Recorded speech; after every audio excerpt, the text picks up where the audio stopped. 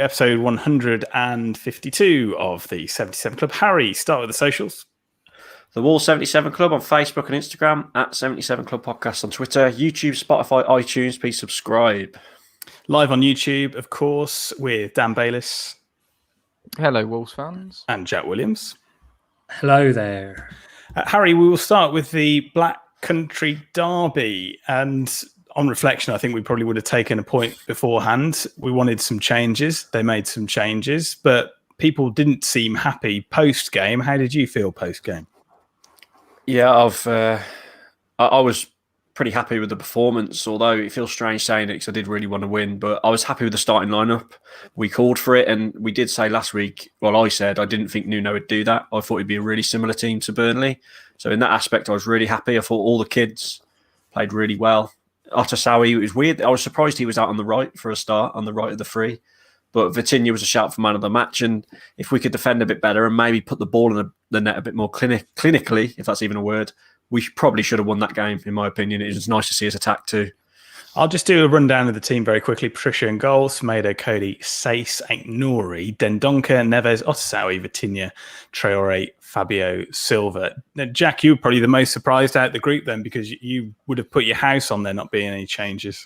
I was absolutely shocked. It's just not a very Nuno thing to do, is it? I know, I suppose after you've lost 4-0 to Burnley, you have to make some changes, but he's also quite stubborn in that regard. So I thought he might just stick to it. So when the team came out, the first thing was I was just thinking, well, how does this all fit in? Because of the graphics flying around were way off. It was quite clear it had to be a back four of some sorts.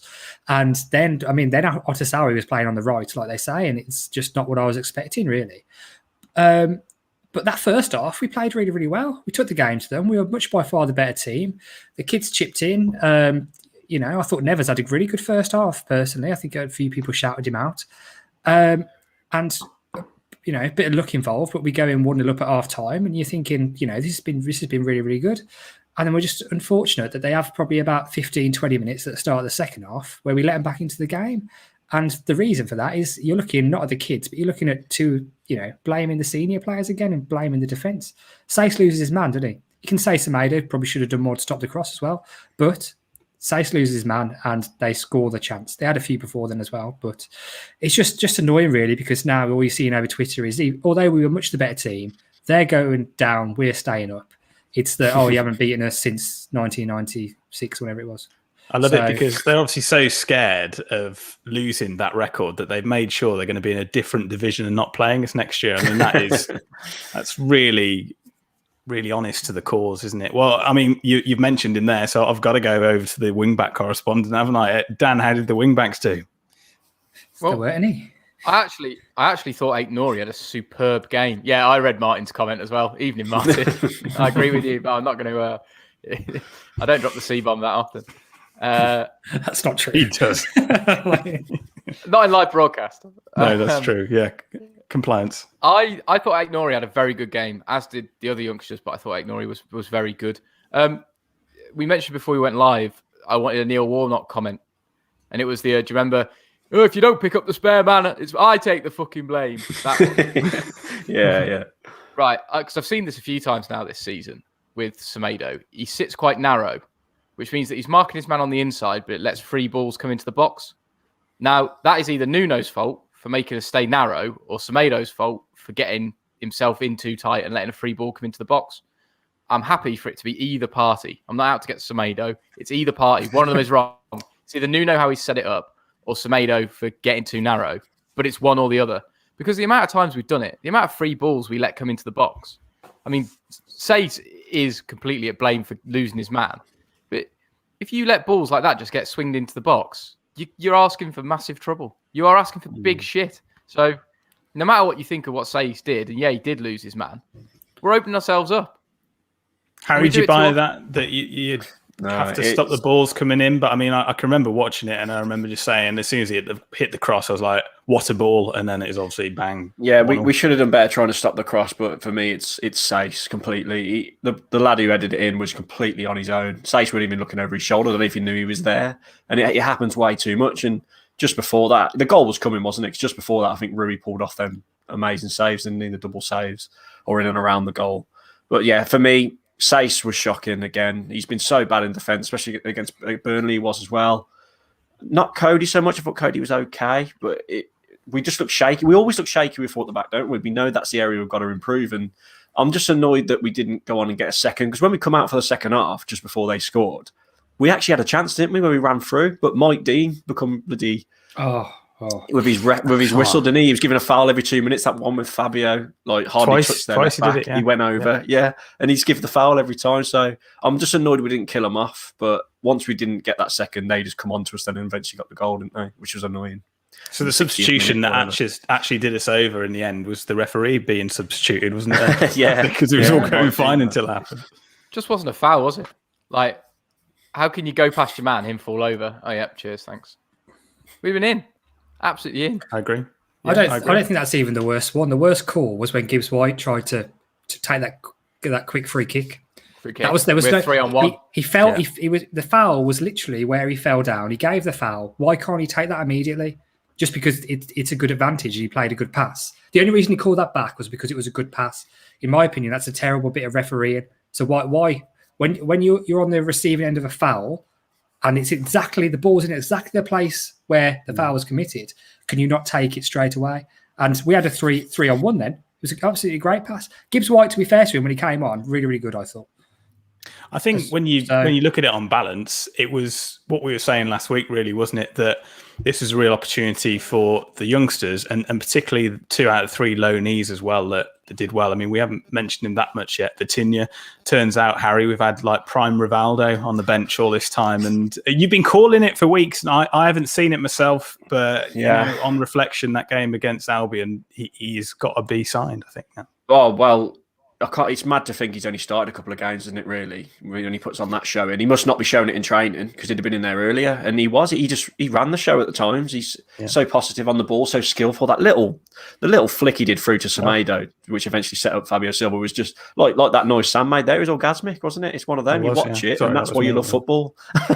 That's why you love football, for little things like that. And we mentioned, and what was really refreshing for me as well is the likes of Fabio, him, even Otasawi, Ait-Nouri, they're meant to be the youngsters, but they showed so much fight. And even Morgan Gibbs-White, when he came on, that slide tackle is what the Black Country Derby is all about. I absolutely love that. And yeah, the youngsters, man, and they've got to start every game throughout the rest of this season now to show their worth. And they've shown more than the likes of Pedence and Adama for me. So keep them in there. Pedence, man, yeah. He was I want to bring in Bayliss there because last week, Dan, I think you're saying when players were being praised by the rest of the group, you said, oh, come on, it was only against Fulham and Sheffield United. This is another team in the bottom 3. Are you calling for a bit of perspective on this, or did you see glimpses? No, weirdly in this one. So there's a difference in my mind between established top-level players and the kids that you want to see be bright and come through. So I'm happy to praise where praise is due. Secondly, it's a derby, so form goes out the window as well, even though there were no fans there. But there we go. We're going to have to go to the comments section in a minute because we've had loads. We should get a cliche klaxon there. But we'll bring in Den Donker because I think he has frustrated a lot of people this season. The comment section is reflecting that, and Harry's putting those up now. I'll just go through some of them. He's been awful, and I love Den Donker. How poor has Den Donker been this season? That's Josh and Martin. I'm going to go to Jack, actually, because I think you're probably one of his biggest fans over the last couple of years. But is it time for him to move on, or is it time for him to move to the bench and someone else come in? It's another recruitment question, isn't it, really? I wouldn't say it's time for him to move on, but I agree he has been ropey lately. When you think back to, I think the record used to speak for itself, and even like to the start of this season, and we always picked up results better when Den Donker played. I don't particularly like Den Donker at centre-back, but then he's not been doing much in midfield, has he really? So I don't know. Maybe he's stagnated a little bit. I still think there's something there, and he's definitely a player I'd want to keep around, and we haven't got the luxury of being able to move on players that just had a bad few games because our squad's not big enough. But we all know he's talented, but maybe he's just lost his head a little bit, or maybe it's the circumstances. But I agree, he's not been good enough. And Den Donker and Sace, Podence probably lately, 3 players with massive question marks over them, and massive question marks as to whether they're actually good enough. Harry, Fabio Silva, pretty goal of the season. Great finish. I gotta say, sometimes it happens, doesn't it? And to be fair, he was absolutely chuffed. Yeah, I think he deserved it. I think he played really well. And just first and foremost, he worked his absolute socks off, didn't he? All game. Yeah. First parts of the first half, he didn't really do much. He weren't too involved. But once he got his goal, he kept trying to get another. He's involved in a lot of the attacks. And fair play to him, man, because he's come in for Jose, who's obviously been keeping him out of the team. And he's literally claimed his place now. He's got to, like I say, he's got to be a starter for the rest of the season. And I was delighted for him. And he did go for the shot, and it just so happened that the Albion player booted it off his leg, wasn't it? But delightful chip. It was like Cantona's chip for United, I thought. Very, very similar. Definite similarities there. Well, I mean, from one Wolves striker to another, we've got to mention him. It's his birthday today, and happy birthday, Raul. And Wolves released a video of 30 of his goals for his 30th. And I was just sat there going, I knew how much we missed him, but I just didn't realize how much until I saw his movement and his aerial ability in those videos. It was another orgasmic conversation we could have, Harry, I think. But he has been missed. But do you think him and Silva next season, that sort of, well, depending on when next season starts, it's going to be a really interesting one, actually, isn't it? Yeah, well, the interesting thing for next season will be the formation, as we've spoke about. But would he be good up front with Silva? Maybe, because there was spells when we were playing him with like Catrone at one point. Remember when he tried that and it didn't really work? So if him and Jota, when it was them two up front, when we played like the 5-3-2, it kind of worked with two. But I still think Nuno will try and stick with a 5 next season once he gets the signings he wants. So maybe that's a bad thing, because he ain't going to like, as a defensive manager, how weak we are with a back 4. Even if we do get better defenders. So I think we'll see Raul up front on his own next year. If he's the same Raul, by the way, because we don't know, do we? Tom Rouse from the Old Gold and Black says only absolute greats were born in May 1991. It's an absolute fact. Yeah. So, I mean, Tom, I thought you were older. Is tough paper round, I think. God, yeah. Ooh, yeah. Anyway, let's have a look at a man of the match, and we'll start with Bayliss. Well, it has to be Vitinha. I thought Aït-Nouri was superb. I thought in the first half, Neves was fantastic, but didn't really perform too well in the second. So Vitinha, absolutely brilliant. Jack? Yeah, you have to agree. And also the comment on Neves is, yeah, I thought he was really, really good first half. He was like winning balls in the middle of the park, catching them in possession a lot. And then you just think back to the second half when Morgan Gibbs-White wins that tackle and we break. And then all he's got to do is play quite a simple pass in. And he just completely overhits it to Podence. It basically nearly goes out for a goal kick. Granted, it was raining a lot, but we were let down by the senior players, I think. But so that's why you've got to give it to a youngster. Yeah, I think it was a slight understatement there. Michael Fish. Yeah, I mean, it was spitting, wasn't it? Yeah. But, I mean, some of the pictures are unbelievable. I thought it was going to get called off at one point because it was just. Podence had to put his armbands on the bench so he didn't drown. Oh God! Well, let's turn our attention to the next game, because with the cliche klaxon in full production mode now, you're only as good as your next result. So, where do you start now? The changes have been made against West Brom. Does he stick with them now, Harry? What's he do? It's a little bit almost a selection headache territory. I would like to see the same starting lineup. 4 at the back again. Just, we've mentioned it. We may as well play it now. The season's done. I think Brighton are pretty much already safe anyway on 37 points. So yeah, same team. I think they earned the right to start again, those players, unless there's any injuries. So same again for me. Is Aït-Nouri injured? Because he went off, didn't he? Oh, good shout. So, yeah, it might be. Have to look at that, really. But yeah, I mean, what you want to do now is, and I think this is probably the thinking behind the players starting the other night, is if you're Nuno, it's a nothing season, play the players who need game time and who are going to be here next year. So you've got to play like Fabio Silva, because I think Jose will probably go back to Sociedad. And you've got to, if you want to sign Vitinha and you want to sign Aït-Nouri, if he's fit, you might as well play them. Kilman's a shout from Josh. Look, he did well when he come on, didn't he? Yeah, he looked steady. Why can't he get a game? Throw him in as well, I would. He's done, man. Like if he couldn't get a game in our defence in the last 4 or 5 weeks, there's no point being a centre-back here. If you've got 2 midfielders playing at centre-back and you're the only fit centre-back remaining and you can't get a game unless one of the wing-backs goes off injured, then what's the point? It's ridiculous. Totally agree. What a stupid position to be in. Because I thought he looked good, you know. I mean, he was lesser opposition in the Europa League last year, but he played his part, certainly, didn't he? Marcel, I keep forgetting about Marcel. Just the Michelin man. Made of wet twiglets, isn't he? Yeah. Twiglets. Absolutely unreal. It seemed like the biggest steal of the year at the time, didn't it? £2 million, but it's worked out about 500 grand a minute that he's played. It's just incredible. He looked good as well, didn't he? That's the thing. He looked did. good when he actually was on the pitch. His debut against Sheffield United, he was one of our better players. I thought he was solid left back. That's when we scored 2 in the first half, though, Harry. That is uncharted territory. So, I mean, we got one this time round. But what was it? Is it something like the stat is ridiculous? It was 78 of Wolves' 109 Premier League games, Wolves have failed to score in the first half. I mean, that is that's crazy. That's outstanding endeavour. We kept the stat of when we go a goal up, we don't lose. At least we kept that intact. Yeah, not bad. Was it played 9 and not lost? 1-6, something like that. Yeah. So holding on to a lead is fine, but actually taking one is a little bit more difficult. Hoover, Jack, you mentioned youngsters that potentially need game time. He is a permanent signing. Does he get a look in? But I suppose he's a little bit older than he was last week, but I guess the message hasn't changed.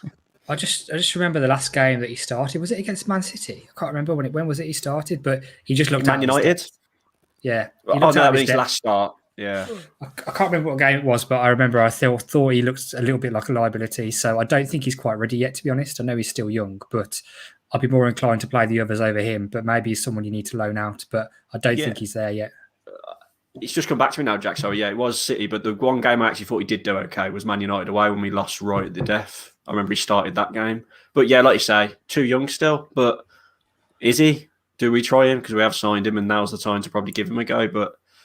And with Sacing Cody as well, playing the way they do, why not give him a chance? I don't know. That's just it's probably a bit of a risk, though, isn't it? Like, it couldn't be any worse than defence if you just exactly. That's why I'm just like, that's.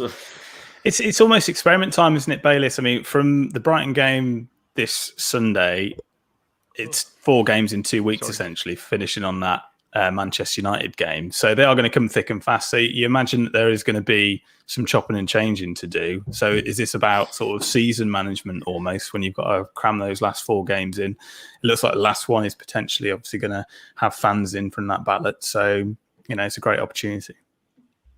No, totally. I'd be going with the kids the whole way. Play as many of them for as long as you can. Doesn't matter now what the results are. The game that we wanted to get a result from's been and gone. So let Vitinha have a run, Nori, get Hoover on the bench, get him on if we can. Moutinho looks to be out of it a bit now. Dendoncker has just been terrible. Podence has been the worst out of the lot since he came back from being injured. I haven't seen him do anything good. But that's probably because he's just come back from injury, though, isn't it? So we're probably being harsh, but maybe he needs a rest. The problem is because we've got such a small squad, is we're having to rush players back before they're ready. If you look at Willy Bolly, the reason he obviously looked like a blind man against Burnley must have been because he wasn't very well and still suffering from the effects of not being well. But we're having to rush players back. But now the kids have proven that they can handle it. So for the rest of the season, I agree. It doesn't matter, does it?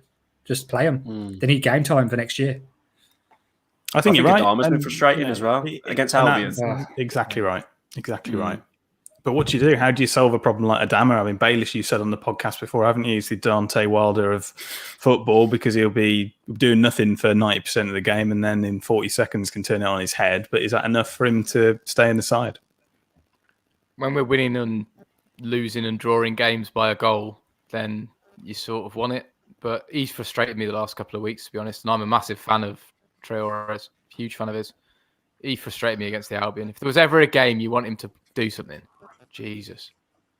I love that and comment. We'll just bring in the comment because I did exactly the same. And Jack, you must have had your heart in your mouth. Hungry Like the Wolf says, how scared did Bayliss get when Semedo came clear in the box for his shot? For a few milliseconds, he must have feared his bet with Jack and his integrity as a Semedo hater. And then the save. I mean, Dan, talk through your emotions. It was one hell of a save. You should have, really good save. The first thing I posted in the group was I was nearly on my way to the club shop. Fair play to him. Great effort. Still 0 goals and I'm giving me money, but I think he should have scored. I think he should have scored, to be honest. A good player would have rolled it in the bottom corner. The thing is, though, it's just does it back up your point? No, it doesn't back up my point. He's a right back, not a centre forward. But Should he have scored on balance? Probably. Was it a good save? Yes. So I just think how the bloke is probably going to go a whole season without a goal. You could do a montage of all the chances he's had, and he always hits them straight at the keeper. Always hits them straight at the keeper, and he's had some really good opportunities to score. And I think he just needs to work on his finishing because he could have easily had 5 goals this year. I think, and that was a prime example of that. Mentioned. Another assist. The other thing I'll give him as a positive is that if you hit the ball at the keeper, that means you're hitting the target, whereas you score none of the chances you get if you shoot off target. So there is a positive. You might get into it. I mean, Doherty took a few years before he started getting 5 or 6 a season. Like 8 years. That's true. Yeah. Have we never beaten Brighton under Nuno, have we? No, we haven't. Don't feel like it. A lot of draws in there. Yeah, a lot of draws. Let's do a score prediction. Yeah, it's production. Let's do a score prediction. Harry, are we going to break the duck, or is it going to be as you were? I think the obvious answer would be 0-0, but I'm not going to go for that. I'm going to say we're going to turn it on, play a bit of fancy football, and win comfortably 2-0. Okay, Harry's drunk. Jack? They're usually 1-1, aren't they, these games? So 1-1. Yep, 3-3 last time, though. Big scoring game. Bayliss? I'll go with a 2-1 Wolves. We'll go behind and score 2. Excellent. I'll go 2-1 Wolves as well, which leads us nicely on to your latest betting odds and ticket news. Hello, betting fans on YouTube and the Podsphere. I rushed this. I do apologise. I haven't got a lot. You always put so much time into it normally. I do normally. A 1-1 draw, though, is 6-1, which seems quite a good bet. Jack, you get your Semedo money back? No. I quite like the double up that's going about as well. Silva to score first and either to be a 1-1 draw or Wolves to win 1-0, 20-1. It's pretty smart. Too shabby, yeah. Worked last time. 2-1 Wolves with Vitinha first goal, 75-1. That's pretty good. That's long, yeah. And my favourite, Semedo to score first, 1-1 draw.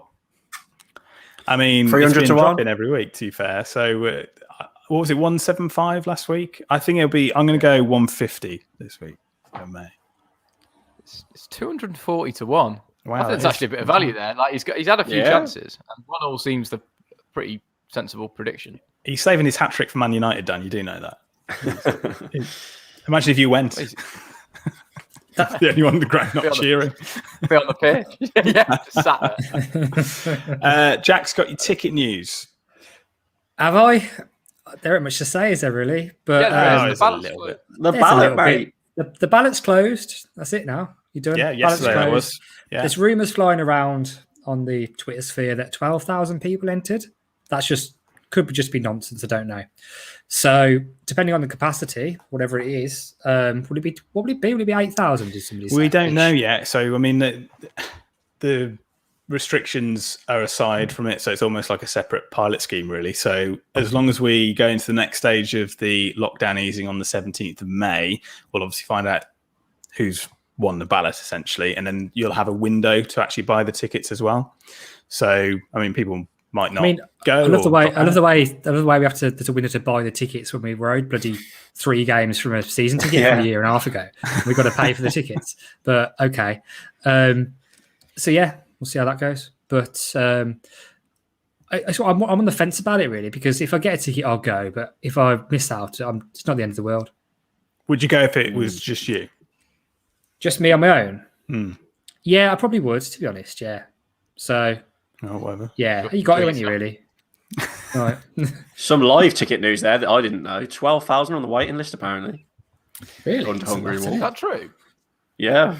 Don't give up your season ticket base to play cricket, for God's sake. Well, yeah, I think, it doesn't surprise me, really. I mean, it's a city which has one Premier League team. And, there's not many who are in the Premier League at the moment where there's only one city involved, is there?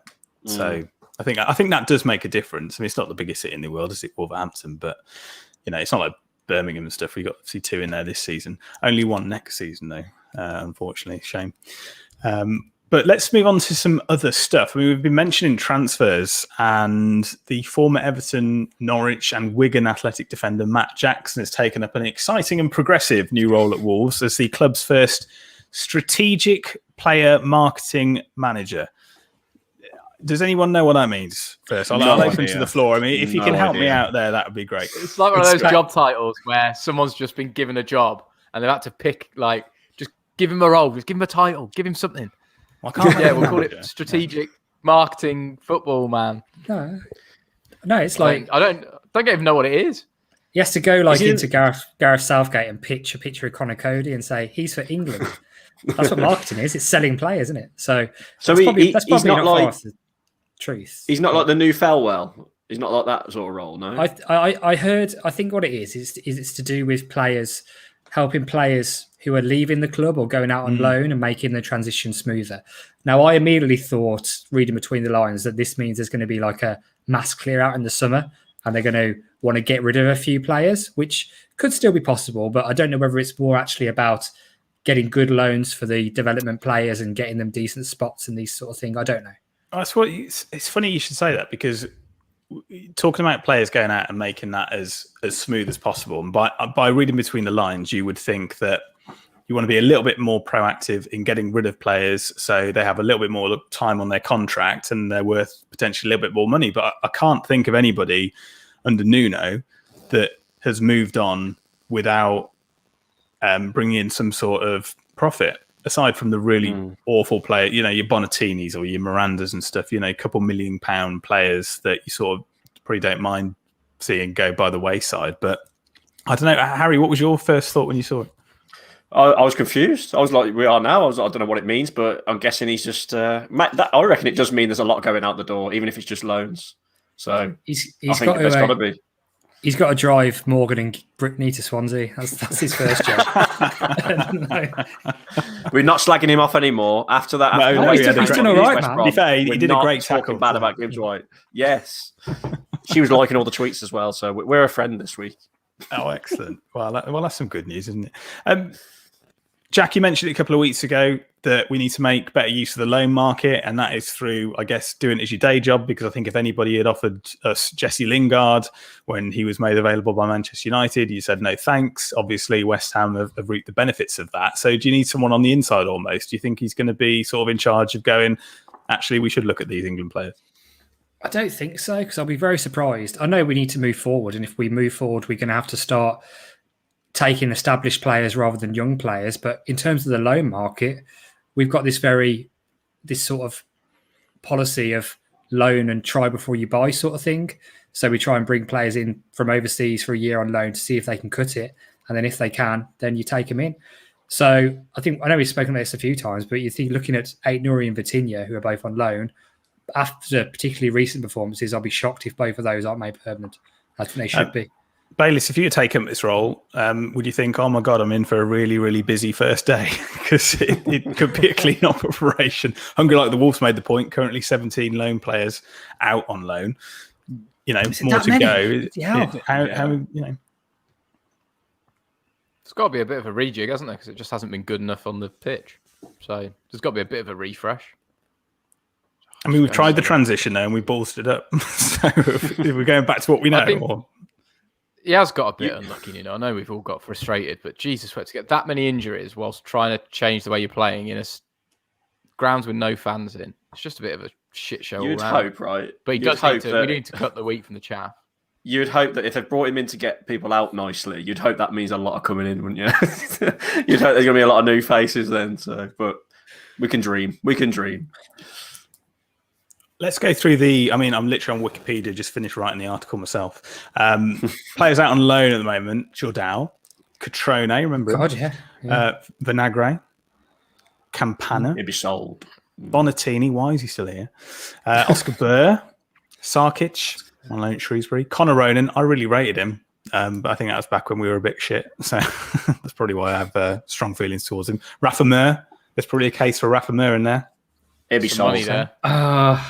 Yeah, it'd be sold I think he'll be sold for profit, wouldn't he? Yeah. Are we going to have another Concalves, though, where Bayliss goes, look at this guy at Sporting, and we go, he was at Wolves last season. He's absolutely ripping it up.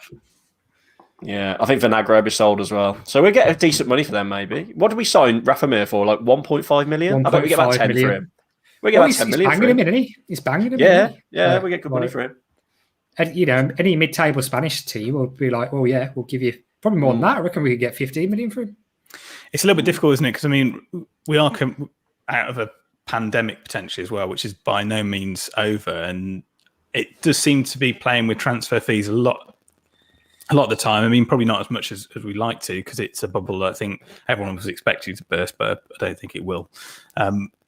But do you think the market will be affected by it? Do you think it will be affected by the players we can bring in, Dan? No, not really. The football world's void of it anyway.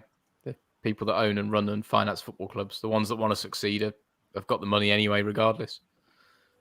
So I don't know, because we did come out and say there was that Duncan Castles when he blew it out the water the other week. He did say that the Wolves, well, he thinks that we do need to sell to buy. So if that was the case, Bayliss, we've never really just flew money at it though. We've always sold, haven't we? I think we've got to get in the financial fair play anyway. So we paid 30 we sold Jota. We sold Jota and that though, didn't we? Paid 36 million for a kid. We have thrown money at it. Our net spend last year, if you look at it, it weren't that much when you look at the ins and outs. Obviously, Doherty went as well. So when we do spend big, we do sell big as well, just to make sure we've got the money to buy them. When we look at social media, and obviously all the players are on it, all the clubs are on it. Social media blackout over the weekend. That went well, didn't it? Oh my God, it ended so bad. Dan made the point, and I think I was on a meeting about it the other day, and I was just sort of saying that essentially with all the clubs not being present, everybody just started hacking at each other, which was totally against the whole point of it. But I mean, some of the stuff I was reading on Wolves social media, I mean, Bayliss, you obviously love to watch Wolves social media in turmoil. It is good value sometimes, but some of the stuff, it's just ridiculous. It's my entertainment when I commute. It's just so good. A podcast on a Wolves Twitter is an excellent way to spend 25 minutes. I mean, even I got some stick last week on social media. So the bloke I was turning off because of me. So if he hasn't turned off, you're not. I mean, no, sorry. But like people, I think because there's a virtual wall between it, people are, instead of having a discussion over people's opinions, it's very quick to just pull the trigger.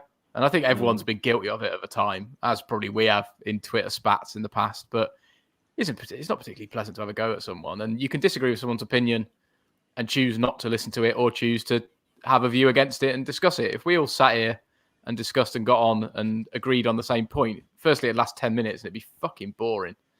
And it just got really nasty. It's probably the worst I've ever seen it. Yeah, Jack, bring you in there, Jack. I agree. Some of them are next level on wasn't it? Yeah. After the Albion game. And I think it was mainly because people were sort of in two camps. You had the camp of people who were, well, they're 19th in the league. They're absolutely rubbish. We played this long to play them, and we only get a 1-1 draw, and some people are happy with that, and we should have battered the pricks. And the other lot who were like, well, peace and love. It's a much better performance than last week. We played a lot of children. Like I'm new now. I'm happy with the performance. Not necessarily the result, but I'm happy with the performance. And then they just sort of locked horns and went for each other. So, yeah, it was interesting. It was bad. There was two in particular, wasn't there? It was obviously Matt from Talking Wolves and this old girl called She Wolf. They went at it. I think they sorted it out in the end. You know, they had a bit of it was a bit bad. They went back and forth, but then it was like a lot of like the football Twitter community who have like their football players as their Avi. Is that what you call it? What's it called? Profile picture on Twitter. Avatar. Yeah. They then obviously went in on her too much, like real bad stuff, and a lot of accounts got shut down because of it. And it's just so ironic that it was literally the last day of a social media blackout to stop online abuse, and I've never seen so much online abuse in my life, especially in the Wolves Twitter community. It was mad. It was mad, man. Like, so Bayliss, you looked a bit confused there. Avatar's not that blue thing that you have a wank over. It's a different name. That's of a Smurf. Beat me to it. Excellent. Oh dear. Yeah, but what can they do? I mean, they want to hold. They want social media companies to do more. What can they do? I believe in you need ID to join social media websites, but a lot of people do counter argument that with a good thing. But it just lets cowards hide behind screens, doesn't it? And just write whatever they want and DM whatever they want. If they knew exactly who was sending the message, then it wouldn't happen because the cowards wouldn't want to be seen, would they? They'd still be brave, but they wouldn't spend the bad stuff. The AI must now be good enough to detect the threats and the stuff that is genuinely racist or hurtful, or, you know, telling someone they should die because they've got cancer is just beyond the level you should ever want to write.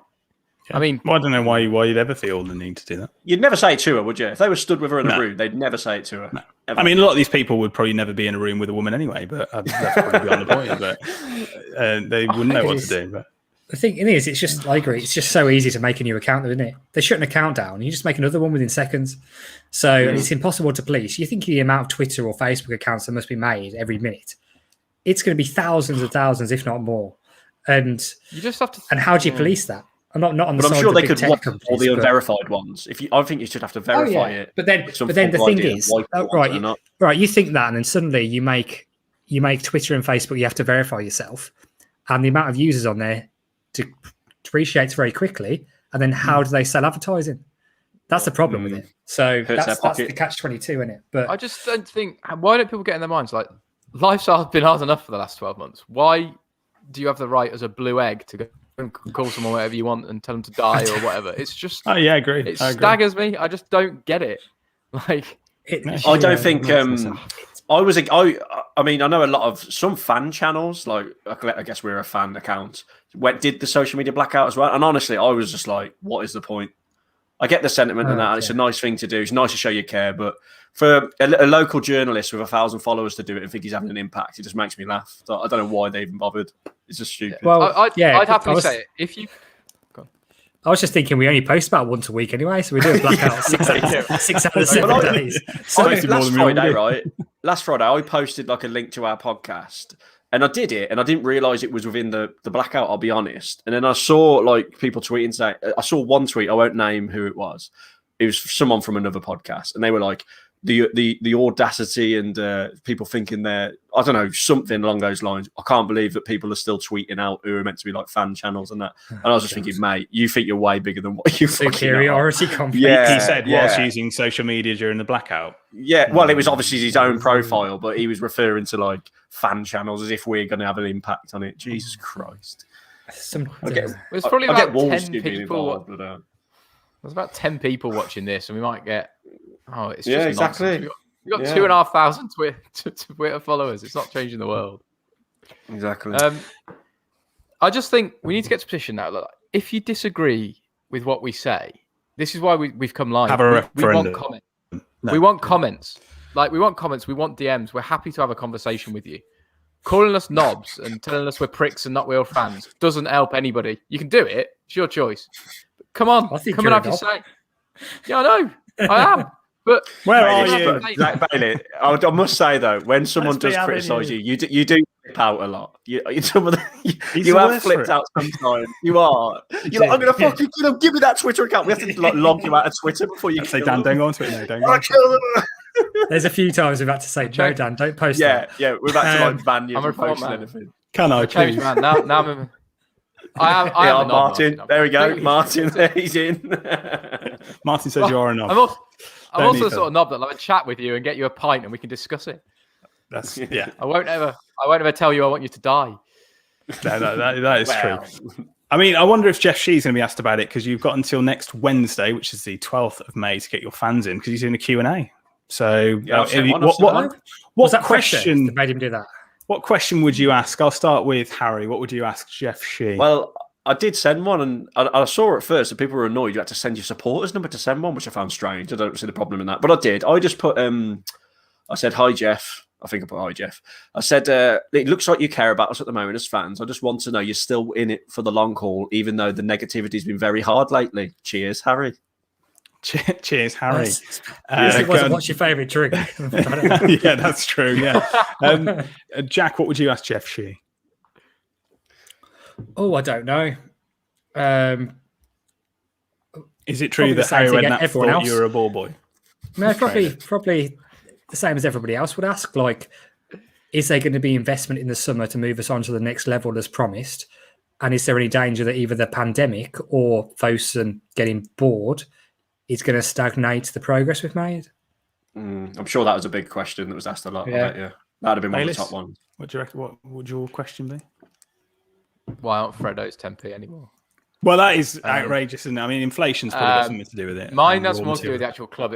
Mine has something to do with the club itself. I'd want to ask him about the stadium and the redevelopment of Molineux, and if he wants to truly make it a 21st century world-leading football ground, and if so, when and how. But that's because I like buildings. You like Lego? Yeah, it's just like big Lego. It's fine. It's just water Lego.